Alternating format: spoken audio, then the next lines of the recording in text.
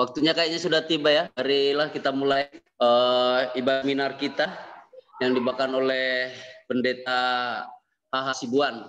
Dan kami mengucapkan shalom kepada kita semua. Kiranya hikmat Tuhan pada malam ini dan Roh Kudus akan menerangi pembicara kita dan juga membuka ruang hati kita untuk kita bisa mendapatkan hikmat dan pelajaran akan judul pelajaran kita atau seminar kita pada kesempatan ini 7 meterai dalam kitab Wahyu. Nah, sebelum kita memulai ibadah kita, mari kita undang Roh Kudus. Kita berdoa dalam hati kita masing-masing. Kita berdoa dalam hati masing-masing. Kita undang kuasa Roh Kudus untuk menerangi pikiran kita.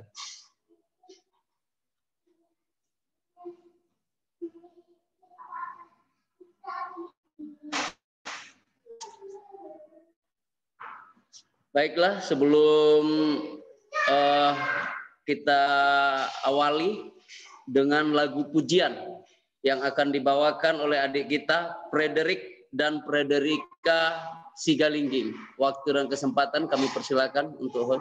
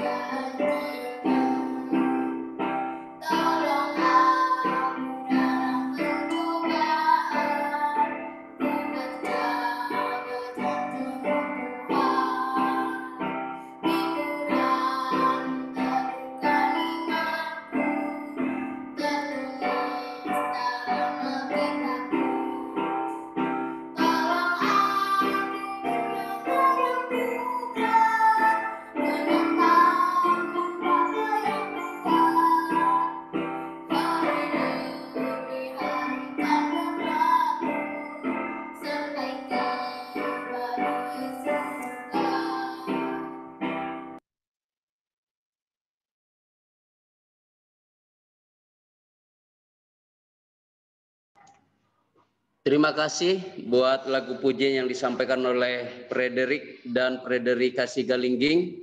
Dan adapun susunan kita nanti setelah doa baru kita masuk ke seminar, dan itu nanti kita berikan waktu setelah seminar dari Pak Pendeta, ruang tanya jawab. Baru setelah itu nanti lagu penutup oleh Palen Tambunan dan Koral Sembiring. Baru setelah itu kita akhiri dengan doa tutup oleh Pendeta Hasibuan. Dan sekarang kita undang kesediaan Bapak Pendeta di Sembiring untuk doa pembuka. Waktu dan kesempatan, silakan Pak Pendeta. Mari kita bersatu dalam doa. Segala puji hormat kemuliaan bagi Tuhan. Terima kasih Tuhan atas kebaikan Tuhan, berkat-Mu, penyertaan perlindungan Tuhan hari ini bagi kami masing-masing, memberikan kepada kami sukacita dan kesehatan. Waktu yang baik Tuhan, kami boleh melanjutkan malam kedua, minggu sembahyang untuk mendengarkan seminar firman Tuhan, menguatkan iman percaya kami, mempersediakan kami bagi kedatangan Yesus kedua kali. Kami mohon urapan Roh Kudus-Mu memenuhi hati pikiran masing-masing kami Tuhan, sehingga firman-Mu boleh bertumbuh. Demikian juga Tuhan, khusus kami berdoa kepada hamba Tuhan, Pendeta Hormat Hasibuan. Urapi dia dengan limpahnya Tuhan, jamah lidahnya, biarlah dia berkata-kata, biarlah dia boleh menjadi saluran berkat bagi kami, perpanjangan lidah Tuhan, dan nama Tuhan saja ditinggikan. Berkati media yang kami gunakan Tuhan, jauhkan segala halangan-halangan rintangan. Berkati juga umat-umat Tuhan, biarlah mereka juga boleh rindu dan bergabung bersama dengan kami. Kami berdoa dalam nama Yesus, Tuhan dan Juru Selamat kami. Amin. Amin. Dan mungkin sebelum kita mulai, alangkah baiknya juga kalau mungkin Pendeta Hasibuan sudah menyiapkan jawaban-jawaban yang mungkin tadi malam sudah ada ditanyakan. Mungkin baru setelah itu kita masuk seminar, agar jangan nanti double di pertanyaan berikutnya.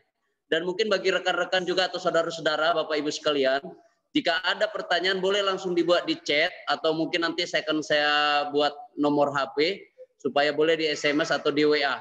Mungkin itu sedikit pemberitahuan sebelum kita berikan dengan hormat kepada Bapak Pendeta Hasibuan. Waktu dan tempat kami silakan Pak Pendeta Hasibuan.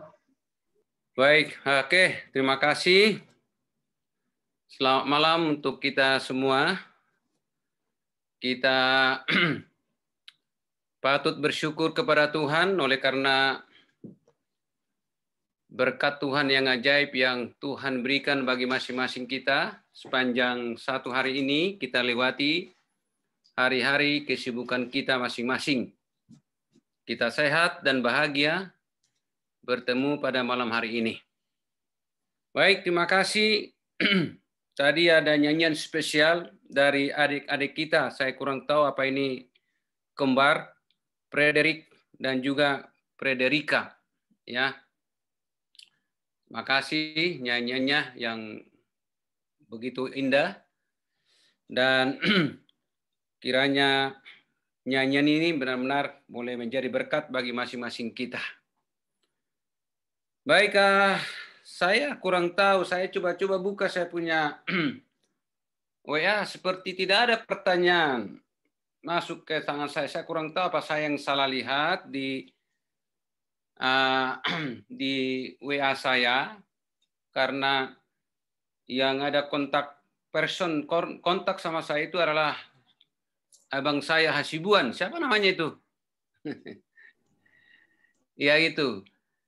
Ya seperti tidak ada di WA-nya itu. Mungkin ya mudah-mudahan saya yang salah lihat, tapi saya baca beberapa kali satu hari ini saya lihat tidak ada sampai tadi sore. Ya mungkin pelajaran ini ya bisa dipahami dengan baik, diterima dengan hati yang tulus, kan begitu, karena firman Tuhan. Jadi mungkin belum ada pertanyaan, ya saya juga ya menunggu sebenarnya. Jadi ya tadi malam ada kata-kata, istilah ataupun sebutan yang kita berulang-ulang sebutkan seperti makhluk. Ya ada 4 makhluk. Kita tidak sebutkan siapa itu dan dari mana dan di mana itu. Makhluk yang pertama, kedua, ketiga, dan keempat. Ya, dan yang memiliki 4 mata. Ya, 4 mata. Jadi saya lihat itu di dalam keterangannya. Siapa itu makhluk itu? Itu adalah makhluk sorgawi ya yang muncul ya berbentuk simbolis seperti macan tutul, singa, dan bisa seperti burung raja wali ya. Dan kemudian memiliki 4 mata ini menunjukkan intelijen, ya, kemampuan hikmat mereka yang luar biasa, ya. 4 mata itu berarti tidak ada yang tersembunyi bagi mereka, memiliki intelijen, ya, ya, kemampuan yang luar biasa, ya. Jadi ada banyak memang istilah-istilah di dalam buku Wahyu ini sebenarnya, tapi sebenarnya artinya itu ada di dalam buku itu juga kalau kita menghubungkan satu pasal atau dari satu pasal ke pasal yang lain ataupun satu ayat ke ayat yang lain. Jadi pada umumnya jawabannya ada di sana. Itu makanya kalau kita membaca Alkitab ini khususnya buku Wahyu ini, kita akan baca secara perlahan-lahan, renungkan baik-baik, kemudian kita kaitkan dengan ayat-ayat yang lainnya dalam pasal yang lainnya dalam buku yang sama.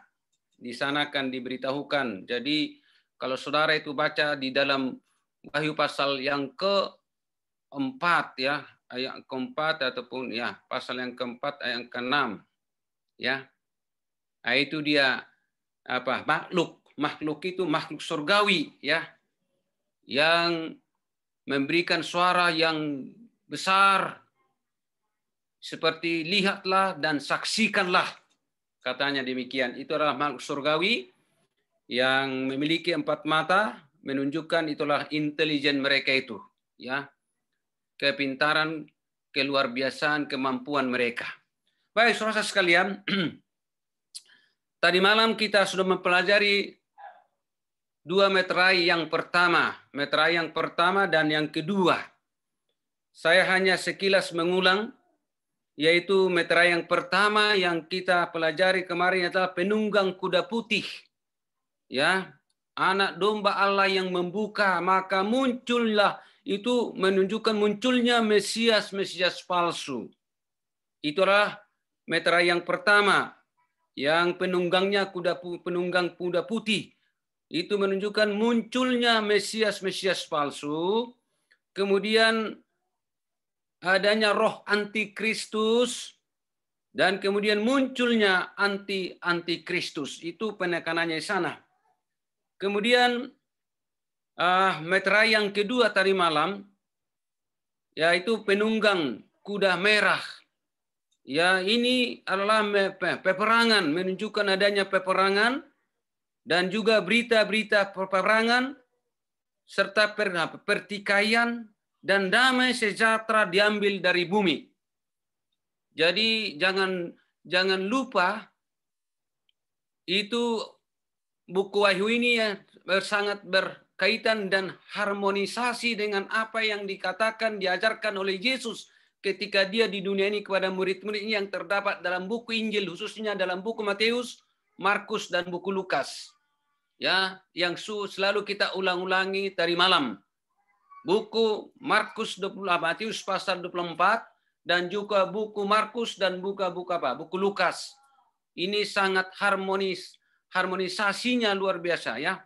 Berkaitan dengan apa yang terdapat di dalam pasal ke-6 dari buku Wahyu dan seterusnya sehubungan dengan 7 meterai. Oke.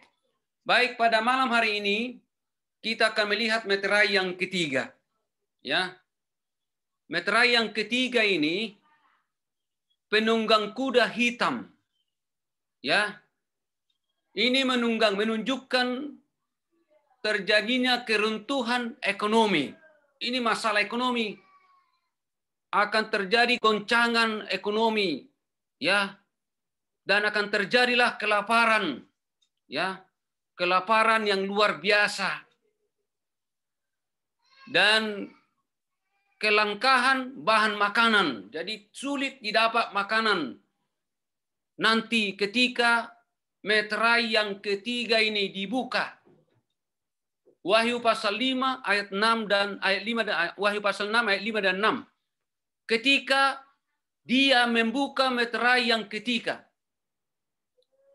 Lalu dikatakan aku mendengar makhluk hidup ketika yang berkata, marilah dan lihatlah. Ketika Yohanes mendengar suara makhluk hidup yang ketiga dan berkata, marilah dan lihatlah. Ya, ini ketika itu meterai yang ketiga dibuka. Ini meterai yang ketiga itu ini menggambarkan keruntuhan ekonomi. Maka terjadilah akibatnya kelaparan yang luar biasa. Kelangkaan bahan makanan, sulit didapat bahan makanan, ya. Seperti yang dikatakan dalam buku Wahyu pasal 6 ayat 5 dan 6. Ya. Lalu kemudian kita lihat, dan aku melihat, kata Yohanes, dan lihatlah seekor kuda hitam dan dia yang menunggang di atasnya, yang memegang timbangan di tangannya. Ya. Jadi ini akan menentukan ini. Saudara sekalian, lalu kita melihat, dan aku mendengar suara dari tengah-tengah keempat makhluk hidup itu yang berkata, setakar gandum sedinar dan 3 takar jelai sedinar. Tetapi janganlah engkau merusak minyak zaitun dan air anggur itu. Ini menunjukkan bahwa langkahnya bahan makanan dan akan kalau ada bahan makanan itu mahalnya bukan main, ya.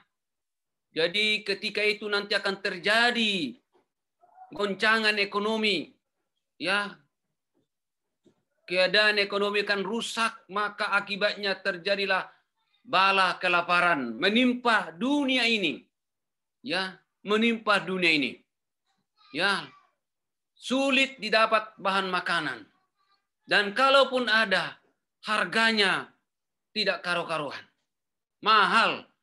Tidak bisa dibeli oleh orang-orang. Baik. Hal itu juga yang selanjutnya dikatakan oleh Yesus dalam Matius pasal 24. Ayat 7b dan ayat 8. Dan akan terjadi kelaparan. Kata Yesus kepada murid-muridnya, dan wabah penyakit. Dan terjadi gempa bumi di berbagai tempat. Ya ini, jadi ini sudah diamarkan oleh Yesus kepada murid-murid ketika Yesus berada di dunia ini. Ketika dia berada di Bukit Zaitun, maka didatangi dia secara sendirian oleh murid-murid. Dan murid-murid bertanya, lalu Yesus menerangkan bahwa akan terjadi kelaparan, ya, dan wabah penyakit, wabah. Ya ini, ya kita sedang menghadapi sekarang wabah. Tapi belum ada apa-apanya ini dibanding itu nanti. Makanya saya katakan dari malam, ini masih pendahuluan. Ini masih amaran dari Tuhan bagi kita. Diizinkan ini terjadi menjadi sebuah amaran. Sekaligus untuk melatih kita supaya kita dapat bersiap untuk menghadapi wabah yang lebih besar. Penyakit yang terjadi di dunia ini. Dan juga akan terjadi gempa bumi di berbagai tempat. Ini meterai yang ketiga. Dan semua ini merupakan penderitaan. Ya. Kalau kita bandingkan dengan Lukas pasal 21 ayat 11 bagian A. Juga akan terjadi gempa bumi yang dahsyat di berbagai tempat. Dan kelaparan-kelaparan serta wabah-wabah penyakit. Ini menurut versi dari buku Injil Lukas. Yang menekankan dan menguatkan apa yang dikatakan dan terdapat di dalam meterai yang ketiga itu. Ya. Matius juga sudah katakan demikian tadi. Akan terjadi goncangan ekonomi dan akhirnya hasilnya kelaparan akan terjadi di mana-mana. Dan kemudian wabah-wabah penyakit pun akan melanda dunia ini. Ya. Akan melanda dunia ini. Markus pasal 13 ayat 8b, akan terjadi gempa bumi. Ini versi dari buku Injil Markus. Gempa bumi terjadi di berbagai tempat. Dan akan terjadi kelaparan. Terjadi kekacauan. Inilah awal penderitaan meterai yang keempat. Nah ini, jadi meterai yang ketiga ini ditegaskan terjadinya goncangan ekonomi. Ya, maka hasilnya kelaparan yang terjadi. Langkahnya akan bahan makanan dan kalaupun ada dan harganya mahal. Gempa bumi pun akan terjadi di mana-mana, maka terjadilah kekacauan. Inilah penderitaan-penderitaan yang harus terjadi dan akan dialami oleh umat manusia. Merupakan pendahuluan kepada meterai yang keempat. Baik. Sekarang kita lihat meterai yang keempat. Penunggang kuda hijau pucat. Ini mengartikan kematian. Ya, bernama kematian kuda hijau. Kuda hijau kuning pucat. Jadi memang kuning pucat itu ini warna orang mati ini. Kalau kita menghadapi mayat, maka warnanya akan seperti kuning pucat. Ini warna kematian, pucat mayat. Kematian karena peperangan terjadi. Kematian oleh karena akibat kelaparan. Jadi akan terjadi penyakit busung ya. Nah, ini dia wabah dan binatang buas dikatakan dalam Wahyu pasal yang ke-6 ayat 7 dan 8. Ini meterai yang keempat. Penunggang kuda hijau pucat bernama kematian kuda hijau kuning pucat akan terjadi kematian akibat kelaparan, akibat wabah penyakit yang menimpa dunia ini. Jadi akan terjadi kematian. Ya. Akibat goncangan ekonomi. Langkanya bahan makanan didapat. Maka terjadilah kematian di mana-mana. Ya. Ya memang kalau sudah kurang makan, wabah lagi datang, maka manusia akan bisa cepat mengakhiri kehidupan. Mati. Dan ketika dia membuka meterai yang keempat, aku mendengar suara dari makhluk hidup yang keempat yang berkata, marilah dan lihatlah. Ketika anak domba itu membuka meterai yang keempat, kemudian terus makhluk yang keempat itu, yang masih hidup yang keempat itu akan berkata, marilah dan lihatlah. Ya, dan lihatlah. Dan aku melihat, kata Rasul Yohanes, dan lihatlah seekor kuda hijau pucat dan dia yang menunggang di atasnya namanya kematian dan alam maut. Kalau dalam bahasa Yunani Hades, neraka ikut bersamanya. Ya, jadi saudara sekalian, ini pada meterai yang keempat ini akan terjadi kematian. Ya, di mana-mana terjadi kematian. Sering disebutkan suasana ataupun saatnya alam maut menimpa umat manusia. Dunia ini dipenuhi oleh kematian, oleh karena penderitaan, oleh karena kurang makan, oleh karena terjadi peperangan, oleh karena adanya wabah-wabah, ya, di mana-mana, kemana saja kita pergi, kita tidak lepas dari wabah ini, dari keadaan ini, ya, dari keadaan ini. Lalu dikatakan berikutnya, dan kepada mereka telah diberikan wewenang untuk membunuh. Coba lihat ini saudara sekalian. Diberikan wewenang kepada mereka untuk membunuh atas seperempat bumi dengan pedang dan dengan kelaparan dan dengan kematian dan oleh binatang-binatang buas di bumi. Ya. Jadi ada diberikan kepada mereka wewenang. Ya, mandat untuk membunuh. Ya, untuk membunuh dengan pedang. Dan dengan pedang mereka akan membunuh. Dan dengan kelaparan. Jadi saya pikir tidak sulit dibunuh manusia itu oleh karena keadaan, ya, dalam keadaan lemah, sudah kurang makan, ya, sudah sakit dan lain sebagainya. Maka akan terjadi kematian. Dan oleh binatang-binatang buas di bumi ini akan menghabiskan manusia itu. Ya, akan menghabiskan manusia itu. Saudara sekalian, coba kita bayangkan sejenak dalam hati dan pikiran kita masing-masing. Ya, saudara dan saya mungkin tidak bisa membayangkan persis bagaimana nanti keadaan itu apabila sudah terjadi nih. Ya, manusia itu tidak ada harganya lagi. Ya, tidak ada nilainya lagi. Manusia itu tidak bisa berbuat apa-apa. Ya, mereka akan dimusnahkan, dibunuh oleh pedang, dan mati oleh karena kelaparan juga, dan oleh binatang-binatang buas di dunia ini.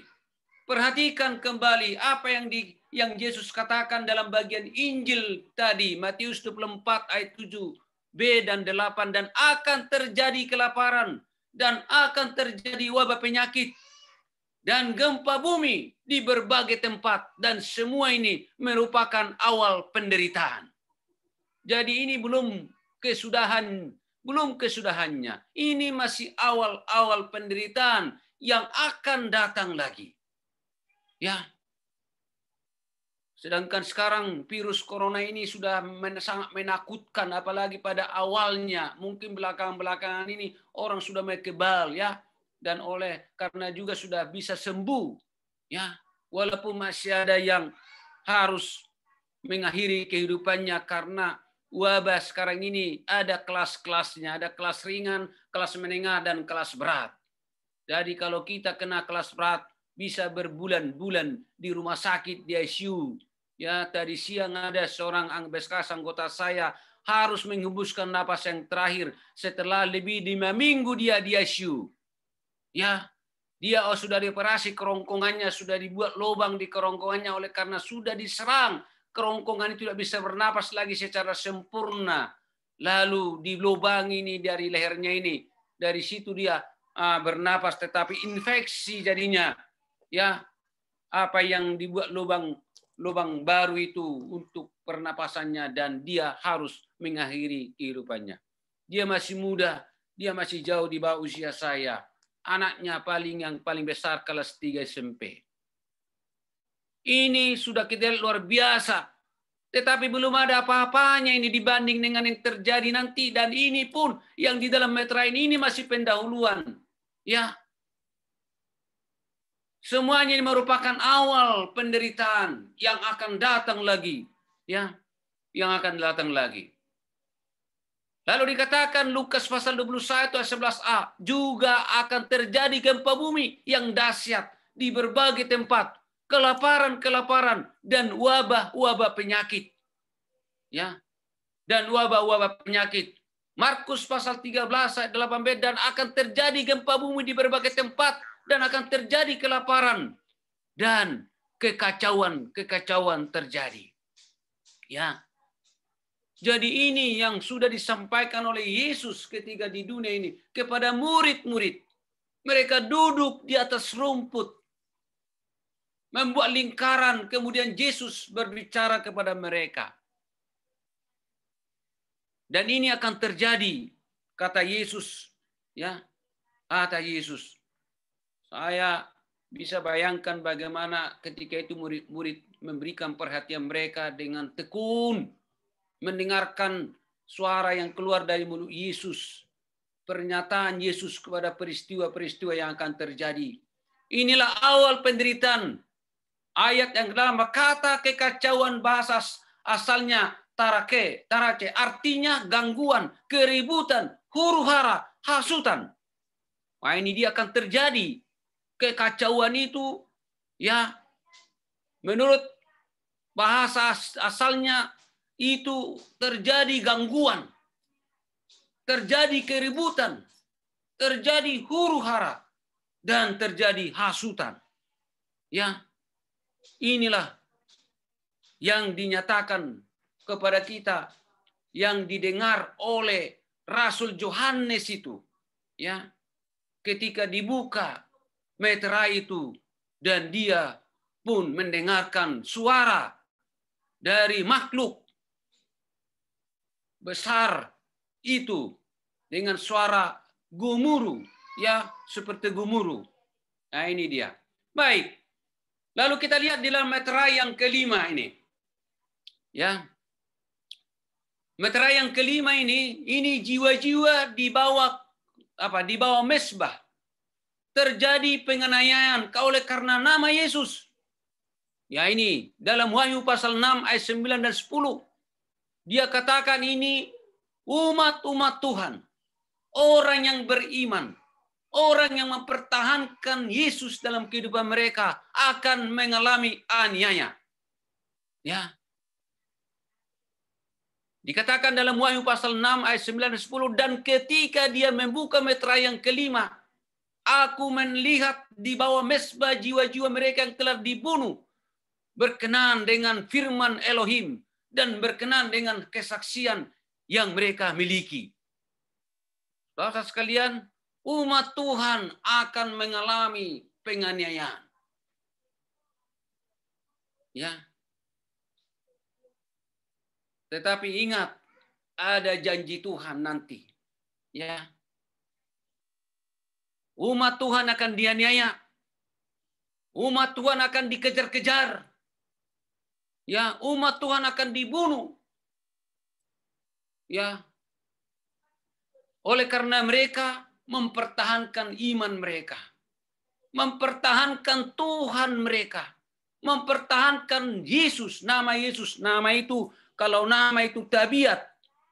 Ya, tabiat Yesus. Karena mereka mempertahankan karakter Yesus. Ya. Yohanes, dan ketika dia membuka meterai yang kelima, katanya, aku melihat di bawah mesbah jiwa-jiwa mereka yang telah dibunuh.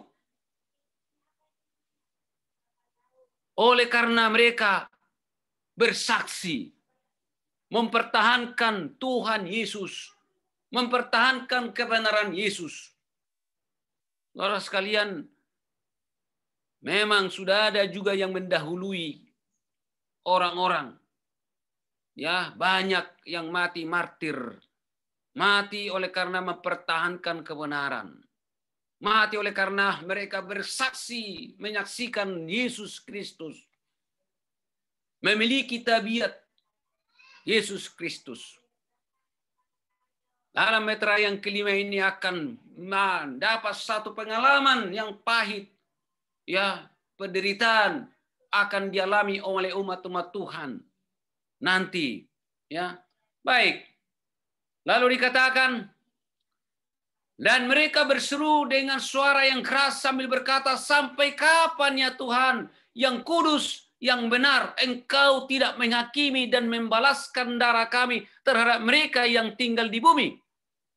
Lalu apa yang dikatakan Yesus dalam kitab Injil? Jadi umat-umat itu oleh karena penderitaan yang luar biasa, mereka ingin lepas dan ingin diakhiri akan keadaan itu. Lalu mereka berseru dengan suara yang keras, kapan dan sampai kapan ya Tuhan? Allah yang kudus, Allah yang benar, Engkau mengakhiri, Engkau membalaskan ini kepada mereka yang membunuh, ya, yang tinggal di bumi ini. Lalu Yesus menjawab, kemudian mereka akan menyerahkan kamu ke dalam kesukaran dan mereka akan membunuh kamu. Dan kamu akan dibenci oleh semua bangsa karena namaku. Dan pada waktu itu banyak orang akan tersandung dan mereka akan mengkhianati seorang terhadap yang lain dan akan membenci seorang terhadap yang lain. Ini jawaban Yesus. Dikatakan mereka akan menyerahkan kamu ke dalam kesukaran. Dan mereka akan membunuh kamu. dan kamu akan dibenci oleh semua bangsa karena namaku. Dan pada waktu itu banyak orang akan tersandung dan mereka akan mengkhianati seorang terhadap yang lain dan akan membenci seorang terhadap yang lain. Ya, saudara bayangkan ini. Boleh kita bayangkan ini, peristiwa ini apabila terjadi, kita masih hidup pada saat itu. Dan mudah-mudahan tidak hidup lagi kita ya. Maka kita akan lewatkan itu. Jadi maka berbahagialah orang yang mati dan mati dalam iman. Karena mereka itu akan lepas dari penderitaan hidup ini. Nanti mereka akan tidur di istirahat sambil menunggu Yesus datang di awan-awan. Sudah lewat nanti peristiwa itu. Ya, tidak apa-apa. Ya, kalau kita minta supaya kita lebih cepat mati, ya, tapi bukan kehendakku Tuhan yang jadi, melainkan apa? Kehendakmu. Ya. Kalau merasa takut, aku nggak kuat Tuhan, kalau boleh cabutlah nyawa saya ini. Saya membaca dan saya memahami ini suatu penderitaan yang luar biasa. Yang mungkin saya merasa tidak mampu menghadapi ini. Kalau boleh Tuhan sekarang cabutlah nyawa saya ini. Supaya saya istirahat ya di dalam damai dan sampai engkau datang yang kedua kali. Ya. Ya enggak apa-apa. Ya. Enggak apa-apa kita minta lebih cepat istirahat. Jangankan untuk melihat ini menghadapi apa yang dikatakan dalam metra ini. Ya keadaan sekarang ini juga. Penderitaan di mana-mana. Tidak salah kita minta Tuhan, aku sudah lebih baguslah istirahat Tuhan. Saya tidak mampu lagi, tidak kuat lagi menghadapi ini. Biarlah yang penting saya istirahat di dalam iman, dalam kasih-Mu yang ajaib itu. Namun Tuhan bukan kehendakku yang jadi, melainkan kehendak. Ya, saya punya dua. Ya, saya punya dua. Tuhan, saya tidak mau mati oleh karena penyakit. Tetapi saya siap kapan saja mati kalau itu yang terbaik di hati Tuhan. Ya. Tetapi memang tidak boleh hanya berdoa. Harus ada usaha juga. Ya. Kita harus ikuti pola hidup sehat. Ya.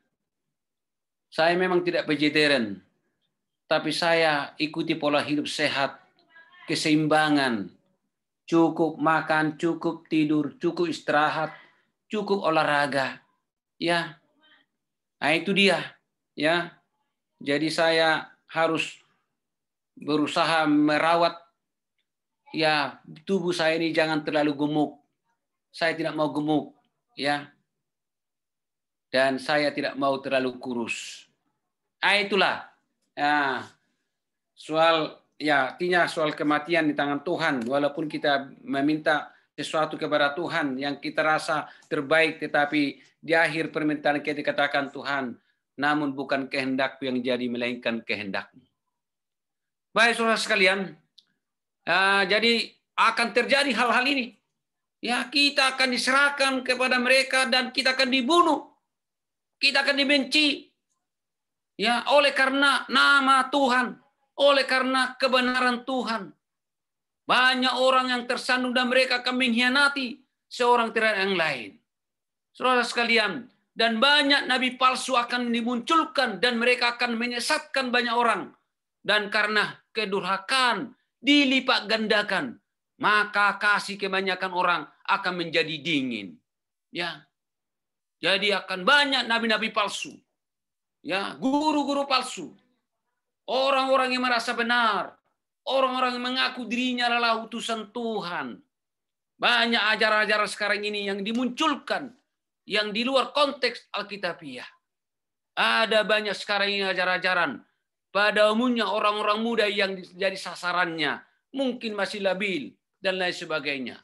Banyak sekarang ini yang mulai datang, yang merasa benar, memiliki pengetahuan yang benar, memunculkan ajaran-ajaran seperti sabat lunar.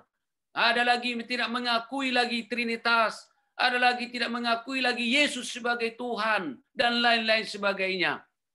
Ya, ini kita harus hati-hati, ya. Kita harus hati-hati, dan orang-orang muda perlu dijaga baik-baik oleh gereja. Jangan sampai mereka ya terpengaruh, karena orang-orang muda ini adalah menjadi harapan kita, menjadi tiang-tiang penerus untuk pekerjaan Tuhan sampai akhir dunia ini. Dan siapa yang bertahan sampai kepada kesudahannya, dia akan diselamatkan. Ayat 9 kata kesukaran, bahasa aslinya adalah tilipsis. Artinya tekanan, penganiayaan, penderitaan, dan kesukaran. Barang siapa yang bertahan sampai kesudahannya, dia akan diselamatkan. Ya, jangan mau undur. Jangan mau berhenti, jangan mau tumbang di perjalanan. Tetap berdiri di atas kebenaran. Ya. Walaupun datang tekanan-tekanan, walaupun kita diserang oleh berbagai banyak penganiayaan, oleh banyak penderitaan, oleh banyak silih berganti, akan kesukaran-kesukaran yang kita harus alami. Tilipsis dikatakan mempunyai akar kata tilibo yang memiliki arti sesak, jalan yang sesak, kesusahan, kesukaran, seperti seorang perempuan yang menderita oleh karena sakit bersalin. Sakit. Jadi kalau seorang perempuan sudah bisa bayangkan ini berkat khusus untuk kaum Hawa ini yang sudah mengalami ya bagaimana sakitnya bersalin itu. Ya, seperti itulah kesusahan itu, sakitnya bukan main. Terjadi kesukaran ya yang luar biasa. Ya. Tidak tertahankan secara manusia. Ya, memang seorang ibu yang sedang bersalin juga saat melahirkan itu mana kita pun salut, sebagai laki-laki harus salut dan harus menghargai perempuan ini, dan kita harus benar-benar ya mencintai istri kita ini yang sudah menderita melahirkan anak-anak di tengah-tengah keluarga kita. Hampir seperti itulah penderitaan itu. Kesesakan itu, kesusahan itu, kesukaran itu. Ya, memang tidak gampang. Tetapi jangan takut. Itu makanya Tuhan Yesus mengatakan, masuklah melalui gerbang yang sempit, karena lebarlah gerbang dan luaslah jalan yang menuju kepada kebinasaan, dan banyak orang yang masuk melaluinya. Ya, memang secara logika manusia, ngapain masuk lewat dari jalan yang sempit? Kalau ada jalan yang lebar, bebas hambatan, ya. Dan nyatanya memang benar, banyak orang lewat dari jalan yang lebar itu, yang luas, bukan dari jalan yang sempit. Tetapi Yesus justru mengajak kita supaya kita masuk melalui gerbang yang sempit, bukan dari gerbang yang lebar ataupun luas. Ya. Saudara sekalian, sebab sempitlah gerbang dan sesaklah jalan yang menuju kepada kehidupan, dan sedikit yang menemukannya. Matius 7:13-14, dan hal itu akan menjadi suatu kesaksian bagimu. Ya. Saudara tahu apa artinya sempit? Jalan sempit dan jalan yang lebar. Ya. Sebenarnya jalan sempit bukan artinya tidak bisa menampung banyak orang. Ya. Ini perkataan secara apa ini? Ini adalah kiasan. Ya. Bahwa jalan sempit itu banyak aturan-aturan. Banyak hal-hal yang harus kita tinggalkan, kita singkirkan. Ya, banyak aturan-aturan. Tetapi jalan yang lebar dan luas ini, bebas hambatan, tidak ada aturan-aturan. Apa saja yang kita mau lakukan, silakan lakukan di sana. Tidak ada aturan yang dilanggar. Tetapi jalan yang sempit itu adalah jalan yang penuh dengan aturan-aturan. Ya, karena inilah jalan Tuhan. Tuhan kita itulah Tuhan yang berperaturan. Saudara-saudara sekalian, Lukas pasal 21, 12 sampai 19.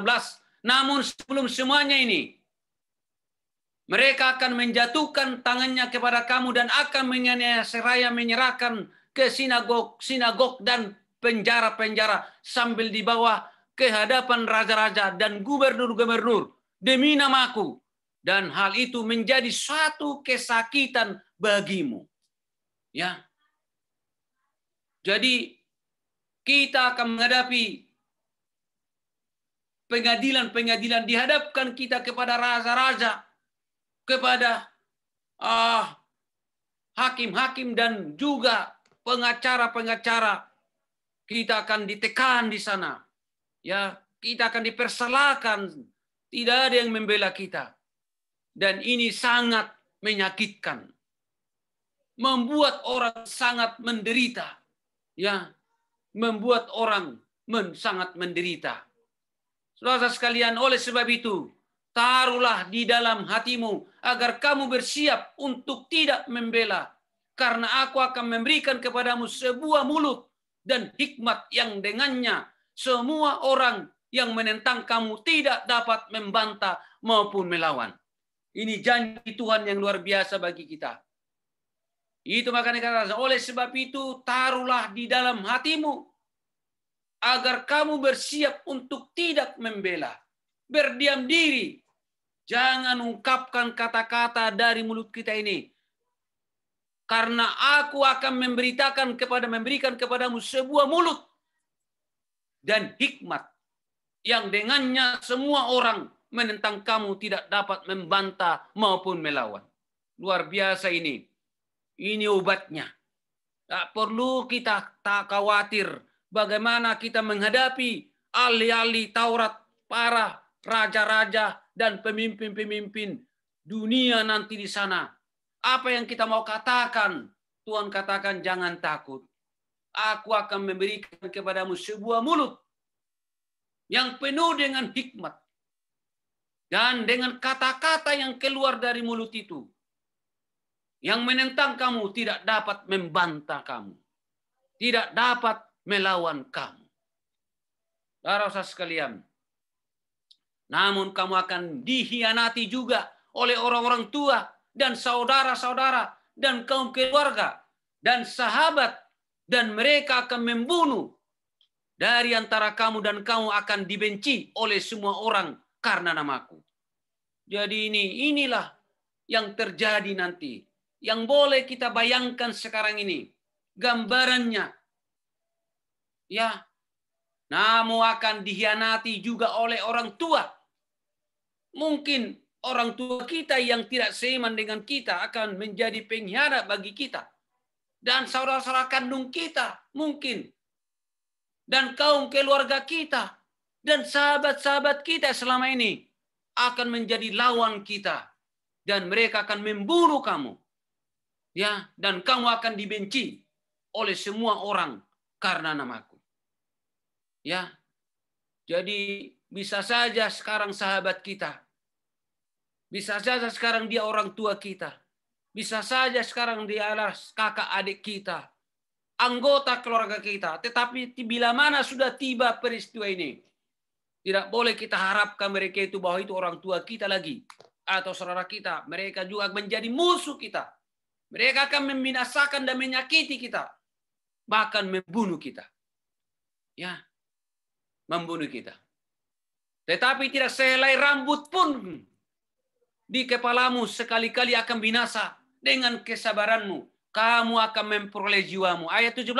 Kata dibenci bahasa aslinya adalah miseo. Artinya dibenci, dikejar. Dikejar-kejar dengan kebencian. Dianggap hina, najis, seperti kotoran. Bahkan seperti anjing atau babi. Saudara sekalian ini, kita akan dianggap orang yang paling jorok, paling najis, paling hina, kotor, bahkan seperti binatang, seperti anjing atau babi. Jadi tidak segan-segan mereka membinasakan karena kita dianggap yang paling najis, paling hina, paling kotor. seperti binatang, anjing, dan babi. Saudara sekalian, Markus 13 ayat 9 sampai 13, namun kamu jagalah dirimu, karena mereka akan menyerahkan ke Sanhedrin dan ke sinagog-sinagog. Ya, jaga dirimu, katanya sana. Kamu akan dipukuli dan kamu akan dihadapkan kepada para gubernur dan raja-raja demi aku sebagai suatu kesaksian bagi mereka, dan seharusnya lah Injil diberitakan terlebih dahulu kepada semua bangsa. Jadi jangan takut, kita harus semakin semangat sekarang ini. Makin semangat menyampaikan Injil ini kepada semua orang. Jangan pikir-pikirkan kalau kita nanti akan dianiaya oleh karena pelayanan kita. Ya, karena Tuhan sudah katakan kita harus semangat menyampaikan Injil ini kepada semua bangsa. Kepada semua bangsa. Dan bila mana mereka membawa kamu dengan berkhianat, janganlah khawatir lebih dahulu. Apa yang harus kamu katakan? Bahkan janganlah ambil peduli sebaliknya. Apa yang dikaruniakan kepadamu pada saat itu, katakanlah itu nanti. Jadi Tuhan akan memberikan kepada kita kalimat-kalimat yang kita akan ungkapkan pada saat kesulitan itu. Tuhan akan bersama mereka. Sebab bukanlah kamu yang berkata-kata, melainkan Roh Kudus. Dan seorang saudara akan menyerahkan saudaranya kepada kematian. Juga seorang ayah akan anaknya. Dan anak-anak akan memberontak kepada orang tuanya. Dan mereka akan saling membunuh. Akan membunuhmu. Mereka akan membunuhmu. Jadi ini yang terjadi. Ya. Jadi orang tua dengan anaknya nanti bisa saja saling menyakiti. Ya, karena bisa saja ada yang tidak setia di antaranya. Ada yang tidak mau bertahan sampai akhir. Dan mereka itu menjadi pengkhianat-pengkhianat dan yang menyakiti kita. Atau sebaliknya, kita yang menyakiti mereka. Tapi mudah-mudahan dan kita harapkan jangan begitu. Kita harus tetap setia. Walaupun kakak adik kita tidak setia, tapi kita harus pastikan tetap setia sampai akhir, ya, sampai akhir. Saudara sekalian, dan kamu akan dibenci oleh semua orang karena namaku, tetapi yang bertahan sampai kesudahannya, dia akan diselamatkan. Ayat 9 kata Sanhedrin bahwa aslinya adalah Sunedrion, artinya mahkamah. Mahkamah khususnya hakim, juri, wasit, jaksa, duta untuk merumuskan keputusan. Sanhedrin atau mahkamah agama di Yerusalem yang terdiri dari 71 anggota, terdiri dari ahli Torah, penatua, anggota keluarga, terkemuka, imam-imam dan imam besar, mahkamah agama, dewan dan lain sebagainya. Inilah yang akan mengadili kita nanti. Sebelum meterai ke-6 dibuka, mengatakan akan terjadi kesusahan besar seperti yang belum pernah terjadi sejak dunia dijadikan. Dalam Matius 24 ayat 21-22. Sebab pada waktu itu akan terjadi kesukaran besar seperti yang belum pernah terjadi sejak awal dunia sampai sekarang. Bahkan sekali-kali tidak akan pernah terjadi. Dan sekiranya waktu tidak dipersingkat, maka dari segala yang hidup tidak akan ada yang selamat. Akan tetapi oleh karena orang-orang pilihan waktu itu akan dipersingkat, ayat 22, kata yang hidup dalam bahasanya daging, tubuh, makhluk hidup, manusia dan lain sebagainya. Saudara sekalian, inilah pelajaran kita malam hari ini. Ya, kita akan lanjutkan besok malam. Mudah-mudahan kita dapat pemahaman dan membuka wawasan kita. Dan boleh menolong memotivasi kita untuk lebih semangat. Mempersiapkan hidup kita, diri kita, jiwa kita, iman kita. Ya, untuk menghadapi masa-masa yang sukar yang akan terjadi di depan kita. Ini harus terjadi, kata Tuhan. Ini harus terjadi. Jadi bersyukurlah kita memiliki kesempatan kembali untuk melihat kembali, mengulang kembali, mengingatkan kita kembali, menyegarkan pikiran kita kembali untuk peristiwa-peristiwa yang akan datang. Dan di pihak lain ada janji-janji Tuhan yang pasti. Jangan takut, aku ada bersamamu. Jangan khawatir apa yang kau katakan. Satu rambut pun dari kepala kita tidak akan pernah binasa. Karena Tuhan ada bersama-sama dengan kita. Kiranya Tuhan memberkati kita. Sampai bertemu pada besok malam. Dalam lanjutan pelajaran kita. Tuhan memberkati kita. Amin. Amin. Amin. Terima kasih Pak Pendeta. Sebenarnya ini ada 2-3 pertanyaan yang sudah masuk. Apakah Bapak Pendeta bersedia atau mungkin besok malam harus dijawab? Kalau besok malam biar kami WA nanti Pak ke Pendeta. Ya, atau boleh di WA supaya jangan kita main Sibuan. teka-teka, supaya ada waktu. Di WA sajalah, ya. Oke Pak Pendeta, nanti kami akan sampaikan kepada Pak Hasibuan. Oke. Supaya Di WA nanti ya. Oke, baik. Oke, terima kasih Pak Pendeta atas penyampaian firman Tuhan yang telah disampaikan tentang bagaimana kita sudah belajar 7 meterai dan kita sudah masuk ke meterai ke-6 di mana tadi ada 3 meterai dan mungkin besok kita tinggal penyimpulan di meterai yang ke-7 ya Pendeta ya. Jadi betul. Nah, kita 6 lah ya. Oke. Iya, ke-7 dan juga sekalian pertanyaan-pertanyaan. Jadi bagi Bapak Ibu yang masih mau memberikan pertanyaan boleh dituliskan di chat atau nanti akan kami cantumkan nomor HP kami. Boleh nanti disampaikan lagi. Mungkin itu yang bisa kami sampaikan. Dan sebelum kita akhiri pada kesempatan ini kita akan merekam sebuah lagu pujian yang akan disampaikan oleh Palen Tambunan dengan koral Sembiring. Waktu dan tempat kami persilakan. Silakan host mungkin langsung membuka lagu. Mana saya ini? Seperti